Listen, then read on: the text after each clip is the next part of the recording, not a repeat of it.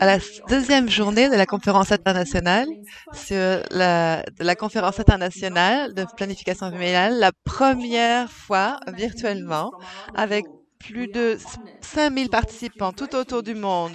Nous sommes prêts à réunir sur cette plateforme pour être ensemble, même loin les uns des autres, aussi grand qu'une ville en Thaïlande. Hier, vous avez entendu les panels scientifiques sur les innovations en matière de recherche sur la planification familiale et le travail de plaidoyer pendant COVID-19. On a parlé des défis de l'approvisionnement des produits et services de planification familiale, et comment ces défis ont été surmontés. Et dans les sessions communautaires organisées par les comités et sous-comités de direction internationaux de l'UCFP, ont été l'occasion de discuter approfondi sur la préparation d'un résumé de plaidoyer de haute qualité. Le rôle des dirigeants religieux dans la planification familiale et la mise en œuvre des programmes pratiques d'impact lourd dans les environnements humanitaires ont aussi été abordés. On a parlé de l'importance des services de santé sans difficulté financière ni obstacle à l'accès et comme les différentes organisations promeuvent des solutions innovantes et factuelles pour s'adapter aux défis de COVID-19 et à l'approvisionnement en produits et en soins de planification familiale. Enfin, nous avons vu comment collaborer et mettre nos efforts ensemble sont l'approche la plus efficace. Et n'oubliez pas la séance de clôture de la plénière d'hier avec des histoires vraies, un parler franc, l'accès à planification familiale et les soins reçus. On va, on a parlé on a rassemblé de bonnes pratiques et si vous avez raté ces histoires vraies hier, vous pouvez revenir. Assurez-vous d'être bien inscrit au forum pour pouvoir les entendre plus tard. Nous sommes enchantés de vous avoir avec nous de retour aujourd'hui pour parler des bonnes pratiques et des nouveaux développements pour la couverture sanitaire universelle et les soins de santé sexuelle et génésique. N'oubliez pas d'aller rendre visite au site de nos co-hôtes et nos partenaires dans le hall d'exhibition.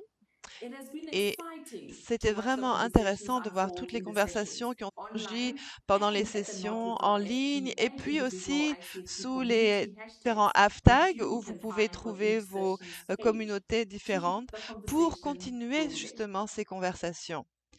Mais sans plus attendre, on va lancer cette plénière du matin avec la CSU, données, actions, solutions.